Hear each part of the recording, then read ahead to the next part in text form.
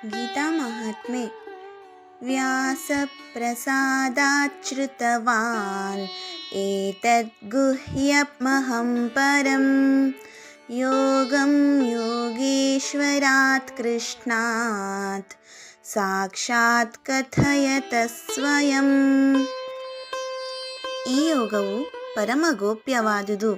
ಶ್ರೀ ವೇದವ್ಯಾಸರ ಕೃಪೆಯಿಂದ ಸಾಕ್ಷಾತ್ ಯೋಗೇಶ್ವರನಾದ ಭಗವಾನ್ ಶ್ರೀಕೃಷ್ಣನು ಸ್ವತಃ ಅರ್ಜುನನಿಗೆ ಹೇಳುತ್ತಿರುವಾಗಲೇ ಪ್ರತ್ಯಕ್ಷವಾಗಿ ಕೇಳಿದ್ದೇನೆ. ಇದು ಸಂಜಯನ ಕೃತಜ್ಞತಾಪೂರ್ವಕವಾದ ನುಡಿ.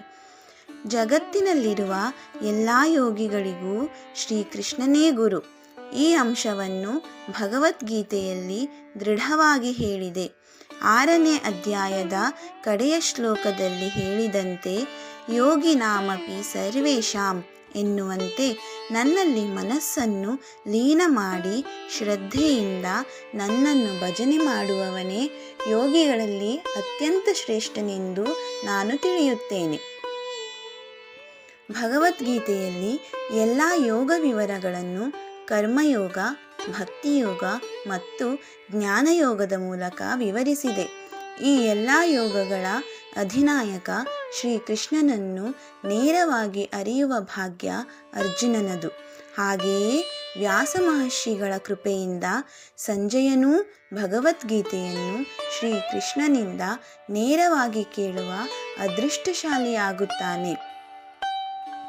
ಇಲ್ಲಿ ತಾತ್ಪರ್ಯವೇನೆಂದರೆ, ವ್ಯಾಸರಂತಹ ಶ್ರೇಷ್ಠ ಗುರುವಿನ ಮುಖಾಂತರ ಭಗವದ್ಗೀತೆಯನ್ನು ಆಲಿಸುವುದೆಂದರೆ ಪರಮ ಸೌಭಾಗ್ಯದ ವಿಷಯ. ಗೀತೆಯು ಪರಮ ರಹಸ್ಯವಾದುದು, ಸರ್ವೋತ್ಕೃಷ್ಟವಾದುದು.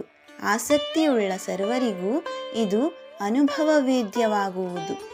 ಮಾನವ ಬದುಕಿನ ಮೋಕ್ಷಕ್ಕೆ ಪ್ರಧಾನವಾದುದು.